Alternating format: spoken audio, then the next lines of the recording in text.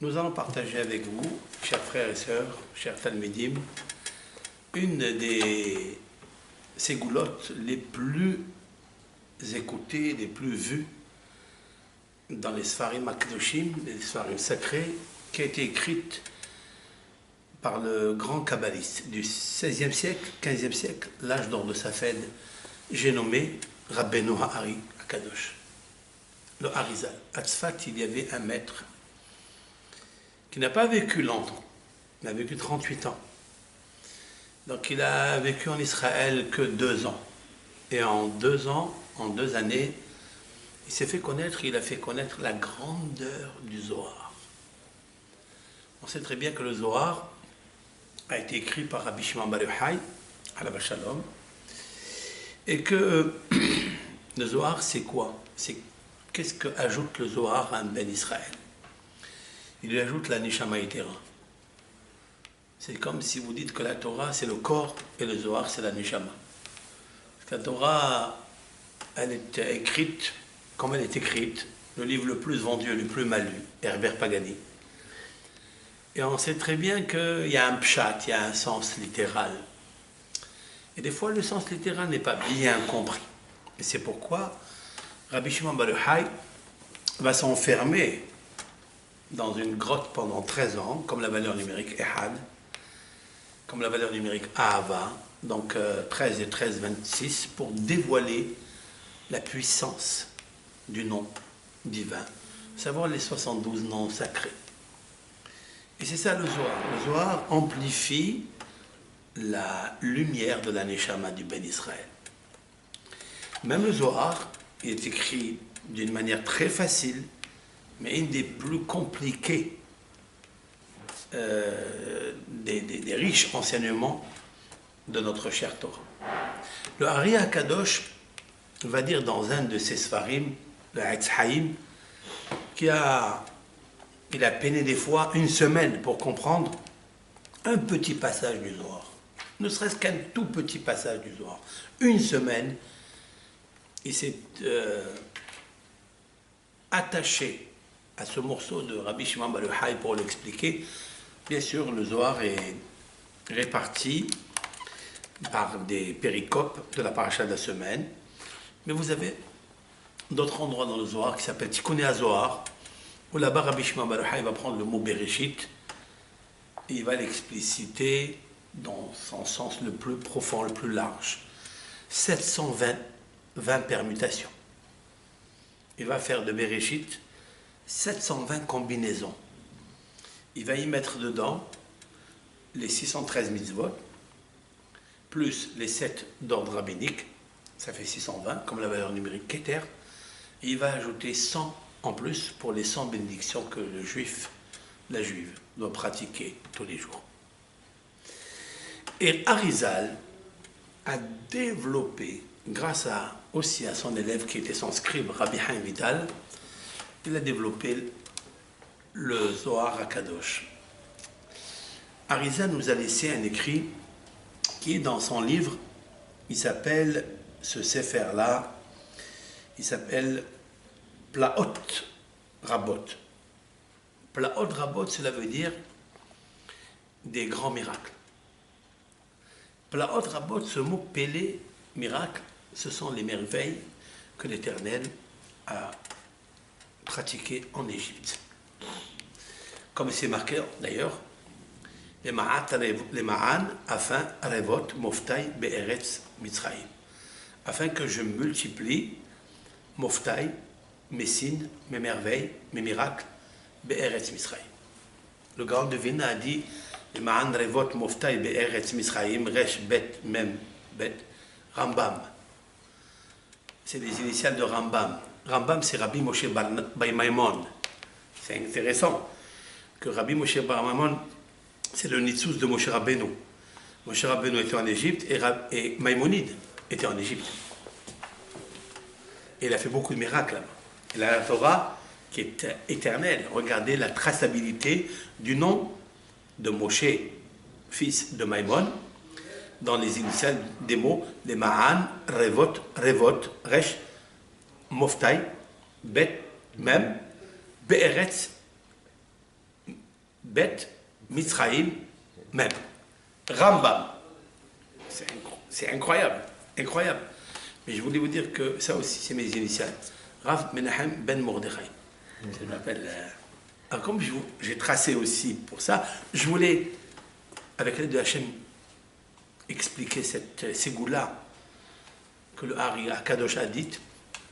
En fait, on la lit toute l'année, mais surtout la veille de Pessah, parce qu'elle parle de la Haggadah, de tout ce qui est écrit dans la Haggadah, qui nous paraît un petit peu simple, mais elle est d'une profondeur. Et le Hari Akadosh avait écrit cela au XVe siècle, donc il y a 500 ans presque. Mais aucune explication dans ce qu'il a dit, le Harizal. Aucune personne n'a compris ce qu'il raconte.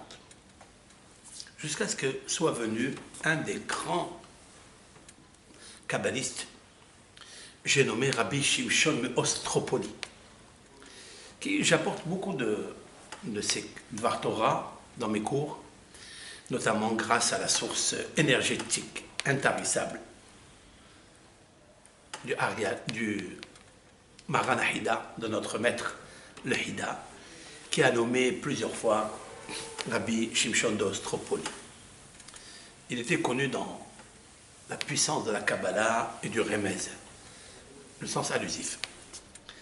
Je vais sans tarder je vais vous lire ce qu'il a dit le Hari Akadosh, parce qu'il nous faut lire cette ségoula demain. Demain, tous les rabbanim, tous ceux qui sont initiés, tous ceux qui connaissent cette ségoula, ils vont la lire. Mais ils vont la lire sans la comprendre, parce que elle est déjà explicitée par le Rav Shimshon Ostropoli. Et je voudrais, avec l'aide de Hachem, ajouter quelque chose que j'ai écrit quand j'étais un peu jeune, mais je n'ai jamais dévoilé. Et avec vous, chers Talmidim, je me permets, et en même temps le diffuser à tous nos frères et sœurs qui se trouvent un peu de partout dans le monde et qui nous écoutent et qui ont soif de Dvar Torah. Car Rabbi Shimon bar Yochai a écrit qu'il arrivera un moment où le Ham Israël doit connaître tous ces secrets de la Torah pour connaître la grandeur de Akadosh Baruch Hu. Quand on connaît la grandeur de Akadosh Baruch Hu, on fait Teshuvah. On a la émouna de Hachem, parce que on est né grâce à Hachem. C'est lui notre créateur. Mais on ne connaît pas réellement la puissance de la Torah. Cette Torah qui, elle, grâce à elle, Mashiach viendra, comme a dit le Zohar, grâce à mon livre, c'est-à-dire le Zohar Kadosh, qui a donné une neshama à cette Torah, une compréhension dimensionnelle de notre Torah et de notre Créateur. Eh bien, par le mérite de ce livre, Rabbi Shimon bar Yochai dit que le Mashiach se manifestera, se dévoilera. Et comme il doit se manifester normalement à Nissan, le Hari Akadosh avait préparé pour nous une grande ségoula, une très grande ségoula. Voilà, je vais vous lire et traduire directement. Vous avez la photocopie. Je vous ai déjà fait entendre, et de le Harizal, que le Pharaon a reçu 10 plaies sur lui et sur l'Égypte. Bon, on le sait, les 10 plaies, on va les citer dans la Haggadah aussi, comme il est marqué depuis le Parashat Shemot, Bo, Va'era, il y a là-bas tous les Aser Makot que Hachem il a amené. Le Harizal ajoute quelque chose qui est étonnant. Il dit Al-Yedé, par l'intermédiaire, Gimel Alafim Veraf Mal'aché Habala. C'est-à-dire 3280 anges destructeurs, qui sont les représentants de ces 10 plaies. Et c'est eux, ces Malachim, c'est-à-dire 3280 Malachim, qui sont même Mesabebim, c'est-à-dire qui entourent Gimel Reki'im Shel Touma. Ils entourent, c'est eux qui entourent les 3 firmaments célestes d'impureté. Qu'est-ce qu'il veut? Qu'est-ce qu'il raconte? C'est la raison pour laquelle ils n'ont rien compris ce qu'il veut, ce qu'il parle ici avec allusion. Alors il dit Harizal Donc il y a ces 3280 Malaché Habala, ce sont des destructeurs, des anges qui font la volonté de Hachem pour détruire le pharaon et l'Égypte. Parce que lorsqu'on arrive à un critère qui s'appelle Racha, comme Parao Haracha, c'est même pas nous qu'on l'a dit, c'est lui qui l'a dit. Il a dit à Hachem Tzaddik, Hachem c'est le Tzaddik, Va'ani ve'ami Harshaim. Et lui, le pharaon et son peuple, Rishaim, ça veut dire qu'ils ont atteint le niveau de Racha. Lorsque j'explique le Harizaleh un petit peu, j'ajoute, lorsqu'on atteint le niveau le plus haut, qui s'appelle Racha, alors Dieu, il va faire déverser les 10 plaies. On expliquera pourquoi les 10 plaies que nous connaissons, par l'intermédiaire de 3280 anges, Malaché Habala, des forces puissantes, et ces 3200 entourent les 3 firmaments célestes d'impureté. De quoi s'agit-il? Le premier firmament céleste s'appelle Sera. Le deuxième s'appelle Tamoch. Et le troisième s'appelle Bishaha. Sera, ça fait faire allusion à Racha. Hein? Ça fait faire allusion à Racha. Absolument. Il va l'expliquer Rav Shimshon tout de suite. Non, mais il ne fait pas allusion à Racha. Il fait allusion à autre chose. Il va le dire. Et au-dessus de ces 3 mondes, Hassar, le prince, Hanikra, Dalet, Lamed, Fer, Kouf, Tet. D'accord? C'est un nom d'un ange. Mais Al-Kulam est sur eux. Sar, Hanikra, Takka. Taf, Kouf, Aleph. Bereshit. Taka Bereshit. Qu'est-ce que ça veut dire? Taka Bereshit. Hasser mina shlishit asara. Donc il y a 10 plaies, oui. Enlève de la 3e le nombre de 10. Enlève de la 4e le nombre de 6. Enlève de la 9e le nombre de 6, comme il est écrit dans la Torah.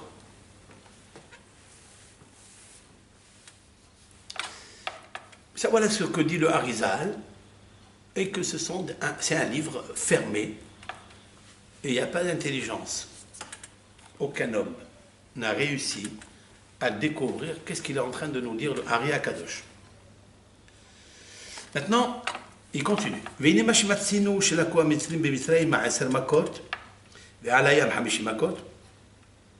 dit ce que nous avons trouvé que l'Égypte a reçu en Égypte 10 plaies, et sur la mer 50 plaies, comme on va le trouver dans la Haggadah. Mitzad Hashem Shin Pevav, c'est grâce au nom Shin Pevav, c'est-à-dire la valeur numérique 386, Shebbo Ahuz David Ben Ishai. Grâce à ce nom, et en lui, dans ce nom, est attaché David, fils de Ishai. David Ameler, fils de Ishai. Il est attaché à ce nom. Qu'est-ce qu'il veut? Le Hashem Amar, ce nom a dit, Hakou, frappé, et il a frappé. Ça veut dire en Égypte, il y a eu 10 plaies, c'est vrai. Mais sur la mer, il y a un maître là-bas dans la Haggadah qui dit qu'ils ont reçu 50 plaies. Ce maître s'appelle Shin Pe Vav.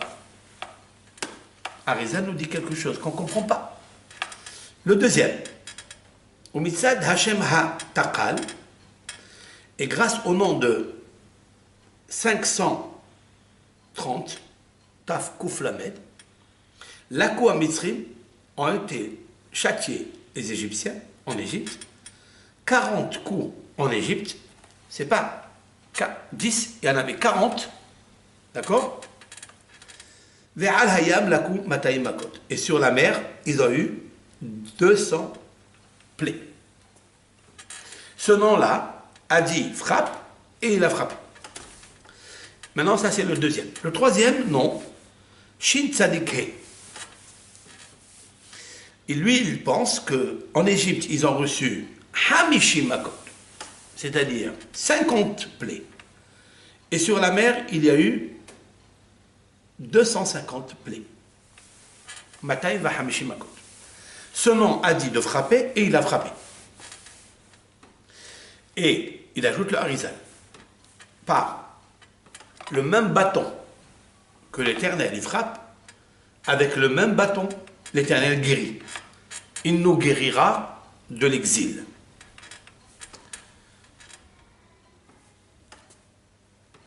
Alors, il demande la question, quel est le péché, quelle est la faute que nos ancêtres ont faite pour être asservis dans le creuset égyptien, le creuset de fer égyptien, jusqu'à ce que Akadosh Baruch Hu les a sauvés, donc il y a eu 210 ans d'esclavage, avec les noms qui suivent, Da'av, Tzada, Kashhav. Qu'est-ce qu'il veut le Hari? Da'av, Tzada, Kashhav. Voici ce que le Harizal, fin de citation, a dit. Et tout le monde a demandé à Rav Shimshon Mostropoli de leur expliquer, lui qui était si proche des enseignements de Hari. Il n'a jamais voulu leur donner l'explication, jusqu'à ce qu'il y ait un Rav qui s'appelle le Rav Amekubala Elai Rabbi Riz Margalies, Ishaïa Zlig Margaliot.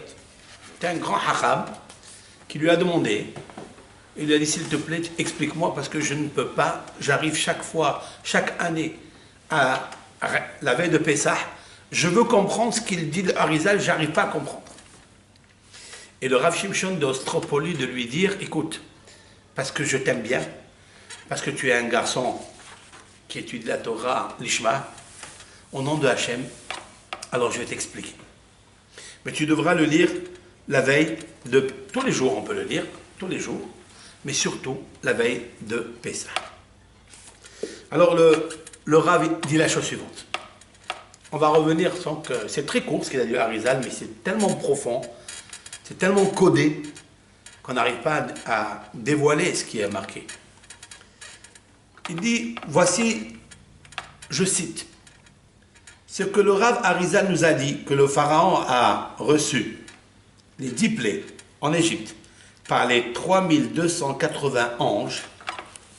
Quelle est l'intention du Rav? Car il est marqué dans la Kabbalah qu'il y a 3280 anges mauvais qui frappent les Rechaïm pour les punir dans le Gehinnom. Ça c'est marqué dans les livres de Kabbalah. Mais où c'est marqué ça dans notre Torah? Alors il dit, pour les purifier de leurs péchés. Comme il est marqué dans le prophète, les prophéties d'Ésaïe. Vous pouvez trouver ce verset dans Ésaïe 55. Dalet. 58. Hein? Dalet. C'est-à-dire 58, 4. Qu'est-ce qui est marqué là-bas? Les hakot be'egrof racha. L'Éternel, il frappe le méchant, voilà le terme de méchant, Yeshaya Navi. Donc c'est la première fois où on a vu le mot be'egrof racha. Dieu, il frappe avec son poing.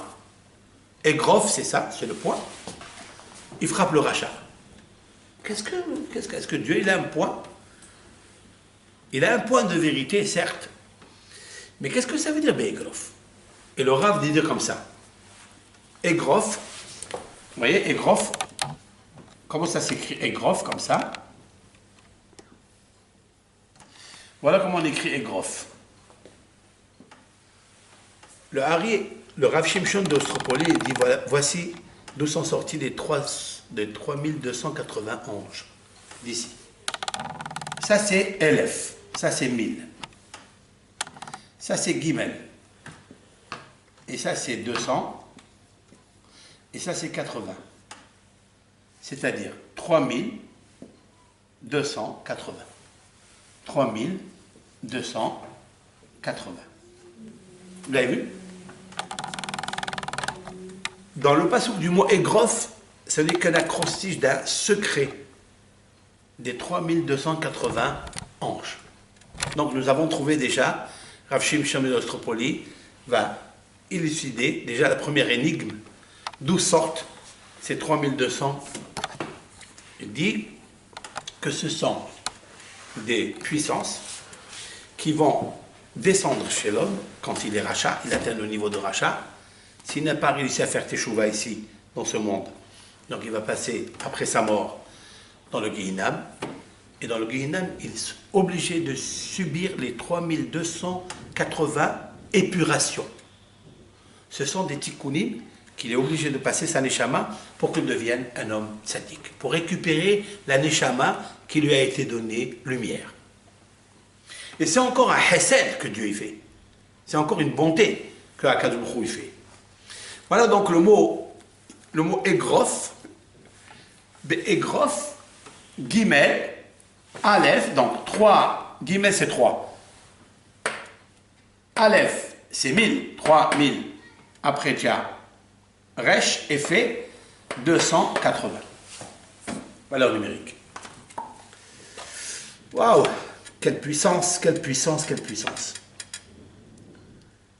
Et c'est ça, en fait, que Akadosh Baruch Hu a dit Al-Yadam Nilka Gam Par'o Arasham Misraïm. Le Rav Shimshon Meostropoli va ajouter quelque chose de magnifique.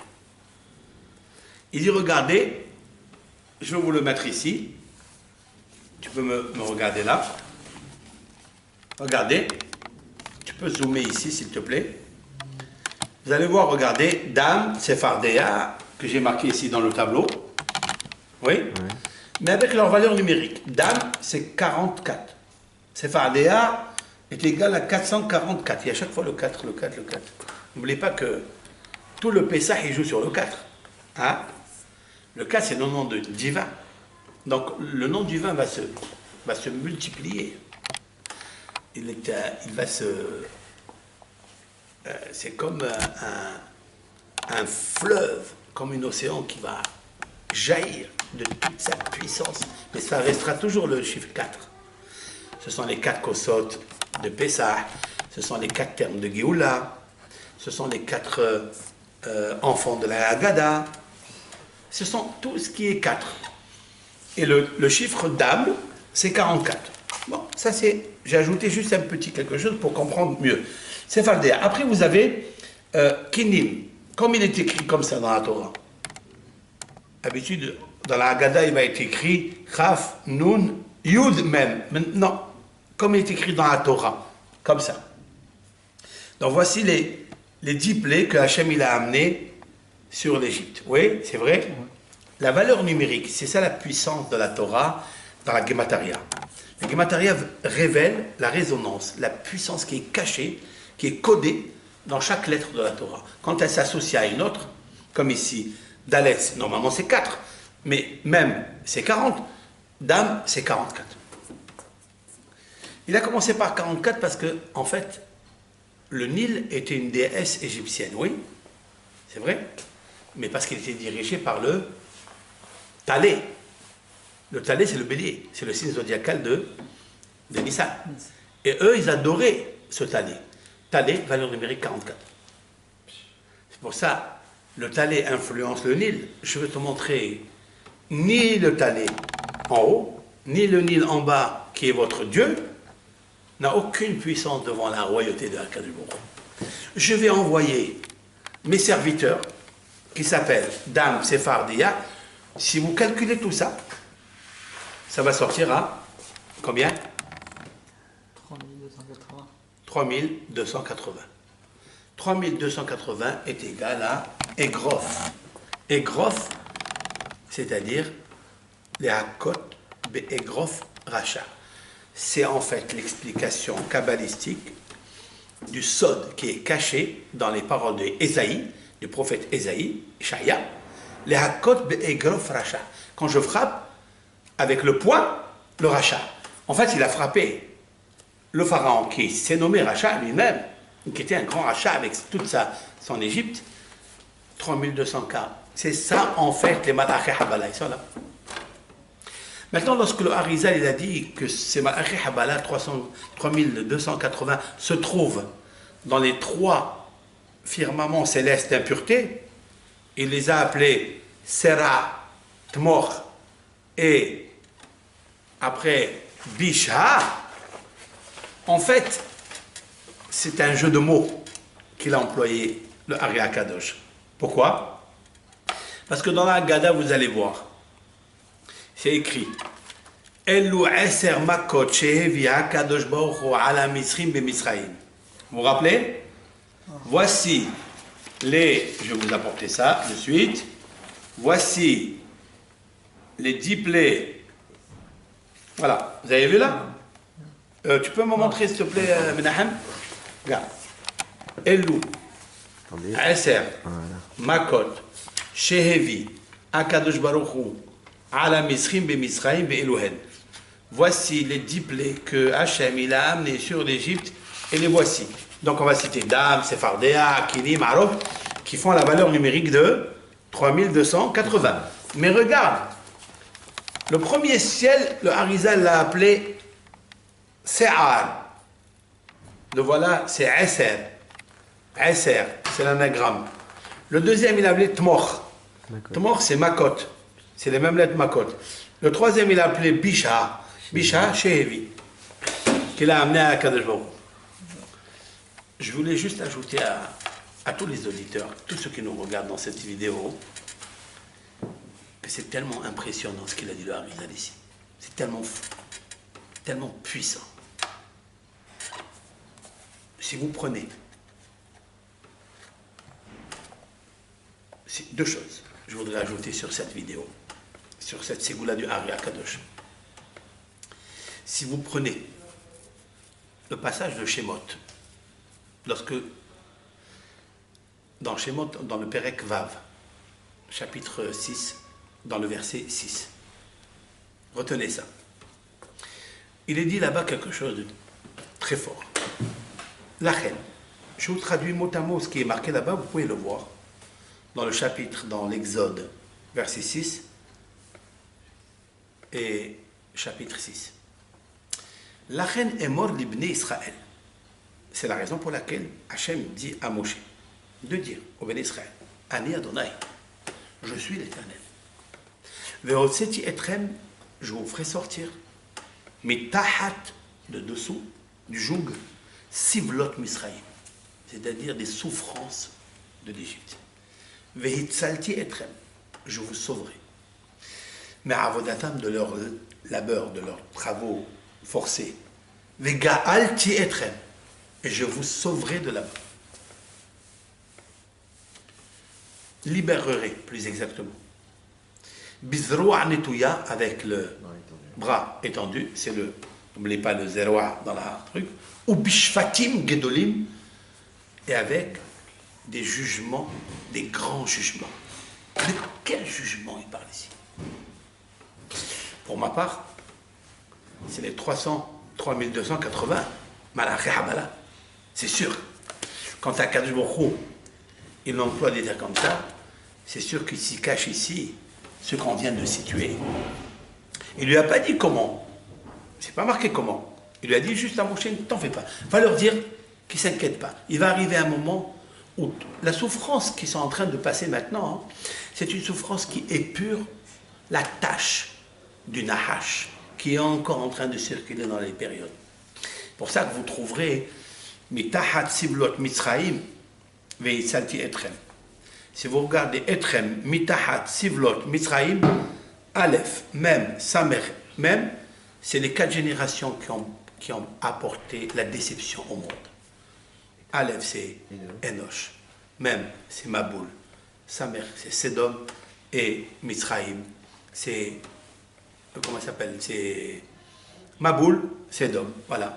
Vous avez Etrem, Mitahat, Sivlot, Amse, Sivlot, Mitzraïm, Ve'itzalti, pardon. Et Ve'itzalti, c'est le He, ça fait Hapalaga. Vous avez ici les 4 générations. Et Hachem les a fait descendre là-bas. C'est les mêmes. On n'était pas des Juifs. On ne s'appelait pas Israël, ni Yaakov. On s'appelait Ben Noach, les fils de Noach, fils de Adam Arishon.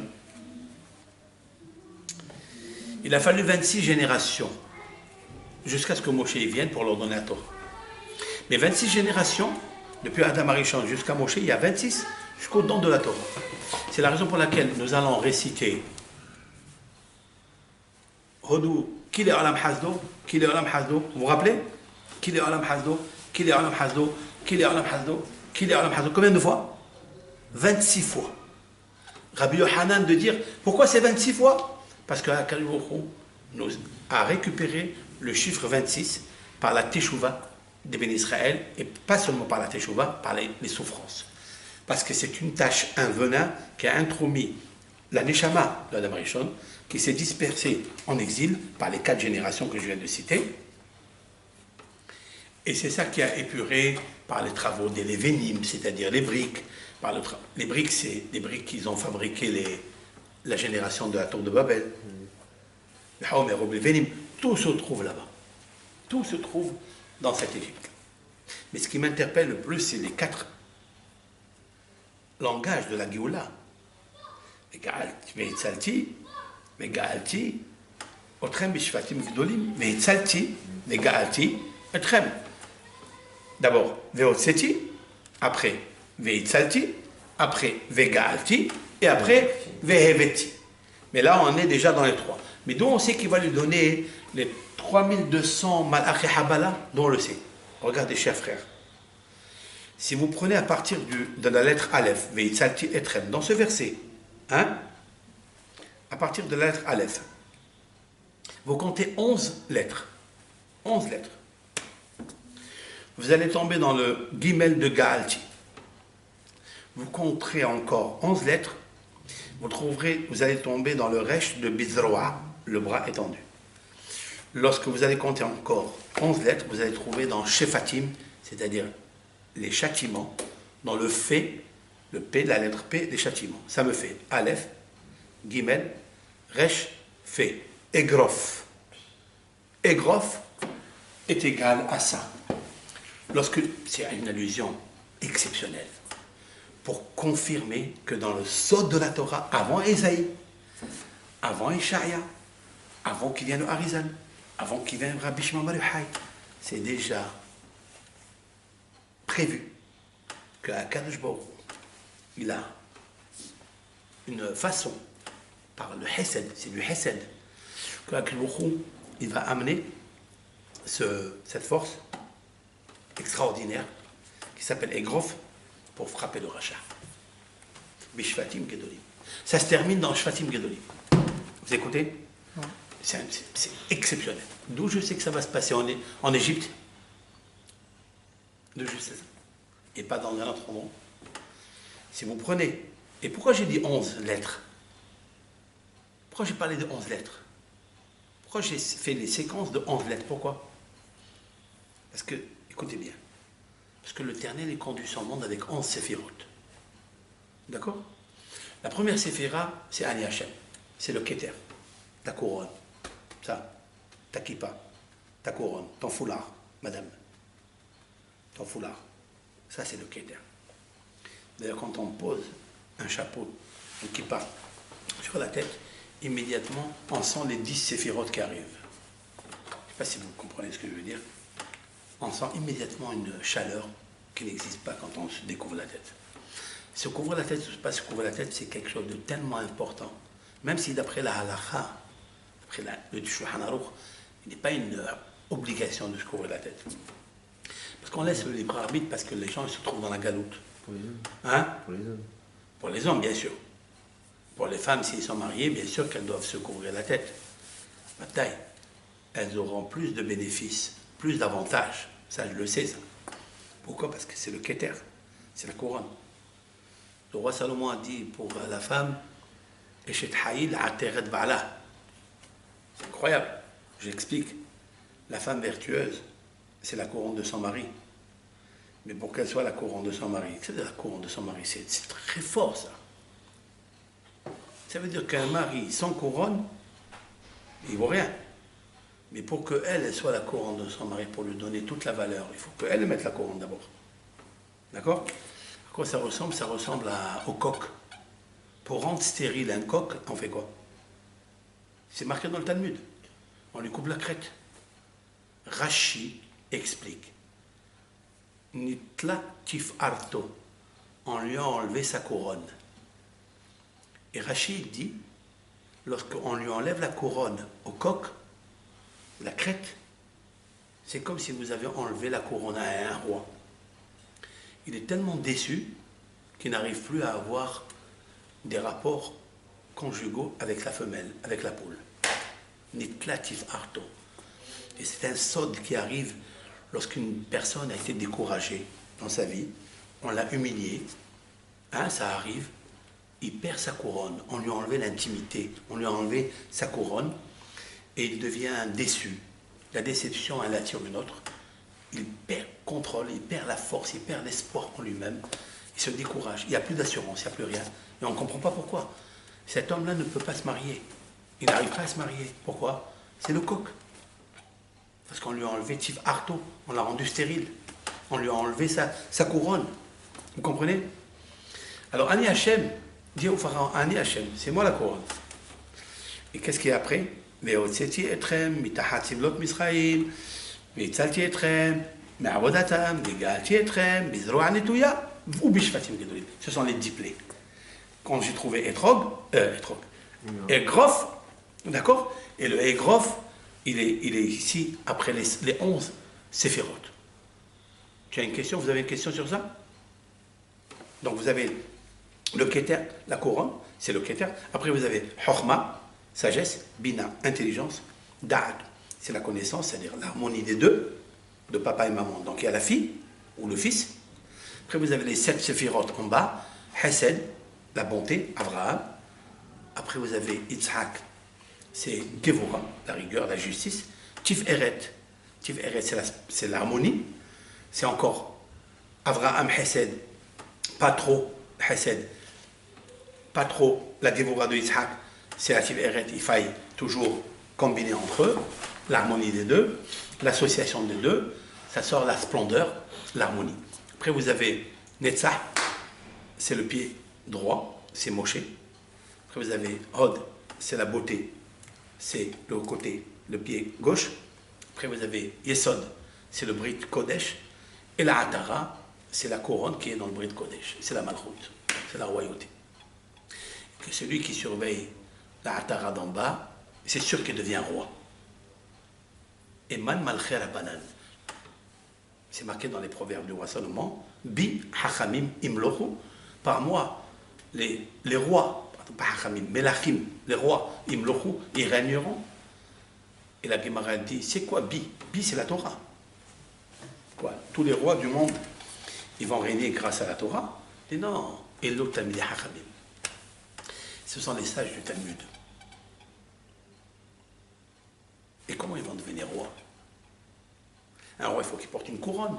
Talmidei Hachamim, ils n'ont pas une couronne sur la tête. Oui, ils ont. Bien sûr qu'ils ont. C'est la sagesse. Cette sagesse qui est là, elle est couverte par la couronne, par la kippa, par la crête, si l'on peut dire ainsi. Parce que la crête du coq, j'ajouterai quelque chose qui est très important, c'est la couronne du coq. Et le coq, lorsqu'à Kippour, la veille de Kippour, qu'est-ce qu'on fait? On prend un coq, hein, et on fait kol hamir. On fait zehalifater, témorater, kaparater, c'est vrai? Voici ton échange. Témorater, kaparater, et ta kapara. Pourquoi on prend un coq? Pourquoi on prend un pigeon? C'est moins cher. Hein? On prend un coq. Il ressemble au Ben Israël avec la Torah, la Tara. Tu peux dire ça? Tu peux dire parce qu'il a la couronne, comme un... Ah, je peux te trouver un animal caché qui a une couronne. Hein? La réponse, elle est comme ça. Parce que si on veut remplacer un homme par un homme, on ne le trouvera pas. C'est interdit. Ouais? On ne peut remplacer que par le coq, parce que dans le Talmud, il s'appelle Gever, un homme.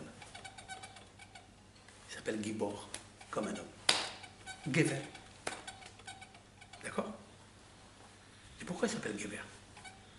Parce que l'homme, il ressemble au coq. Parce qu'il a la Gibor.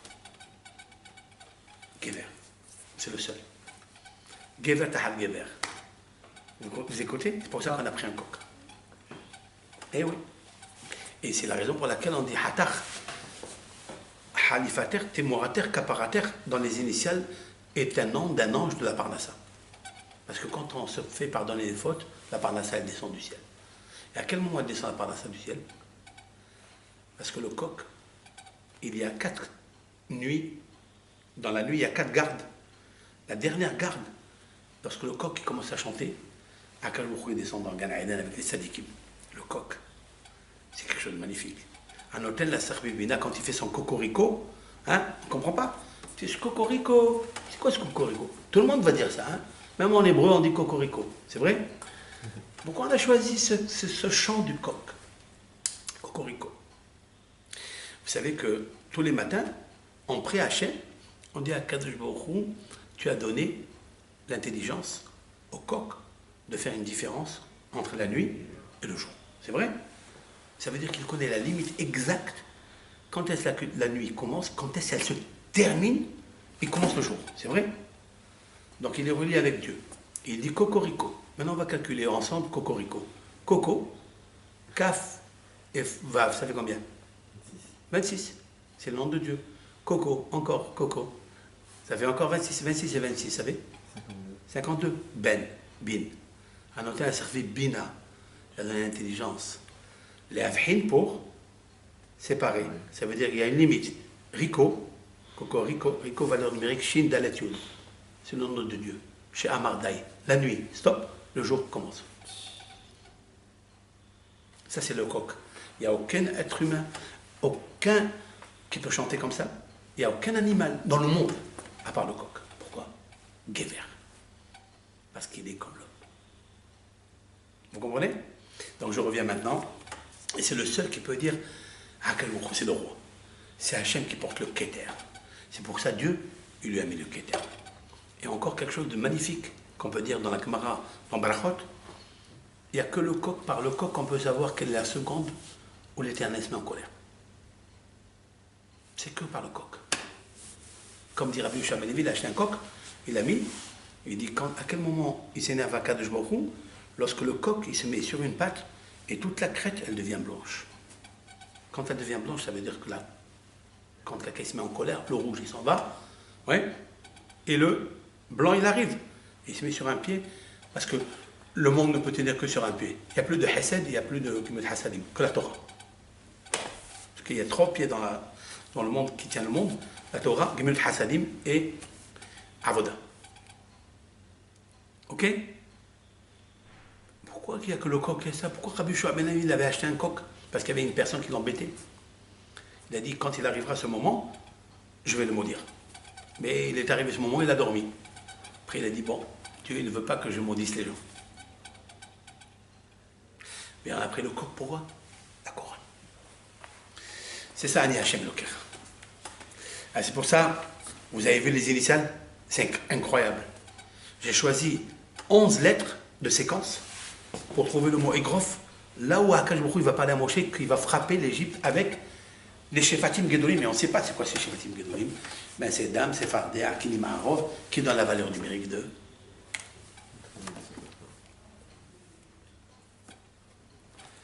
On va s'arrêter là. Hein? Il est déjà et demi. On continuera après Be'al Tachem. Donc là, pour nos auditeurs qui nous écoutent, c'est l'explication que je vais vous donner pour comprendre ça. Après la suite, bien sûr, elle est un peu compliquée. Ça ne sert pas de beaucoup de l'expliciter parce qu'elle est d'une puissance énergétique telle. Mais je vais vous la lire Be'al Tachem dans une vidéo.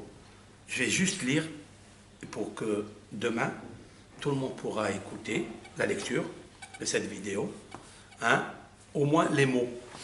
Mais la quintessence de tout ça, c'est quoi? C'est de dire combien dans notre chère Torah, qui est le patrimoine le plus valeureux de toutes les sciences, de toutes les médecines, de toutes les doctrines, notre Torah. Notre Torah. Et de voir la grandeur de Hachem et de s'approcher de lui, par le biais de la Teshuvah, par le biais de la reconnaissance, surtout le soir de Pessah, qui est un moment d'une puissance extraordinaire, extraordinaire. Combien de ma'alot, combien de valeurs, combien de niveaux de joie on peut atteindre ce soir-là. Pourquoi? Parce que l'Éternel va ouvrir des portes qu'il n'a jamais ouvertes pendant l'année. Comme dit le Zohar Kadosh, il ouvre ses portes à Kadosh qu'il n'a jamais ouvert à personne, il les ouvre le soir de Pessah, c'est-à-dire cette année, Be'ezat Hashem, vendredi soir. Ça va être quelque chose d'extraordinaire. Peut-être une des raisons, on peut expliquer, c'est pour ça on ouvre la porte, le soir de Pessah. Jamais on ouvre la porte. On peut laisser cette porte ouverte jusqu'au matin. Pourquoi? C'est un signe de l'ouverture des portes que Dieu a fermées, qui n'ouvrent jamais. Et nous, ces portes, c'est quoi? C'est les canaux de la Parnassa. Les canaux de la Parnassa. Parnassa, c'est pas seulement comment je vais manger, comment je vais boire, comment je vais payer les fins de mois. C'est vrai, ça c'est indispensable.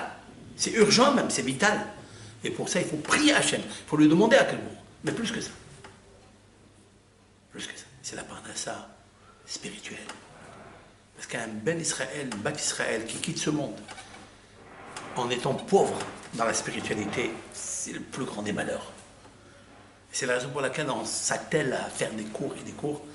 Pourquoi? Parce qu'il faut qu'un juif gagne le concours et jamais crier au secours. Alors je vais raccourcir, qu'Hachem il vous aide, qu'Hachem il vous donne, il ouvre ces portes-là qui vous donnent la bracha, le shefa, tout ce que vous méritez. Be'ezat Hashem yitbarach. D'accord. Kol tov.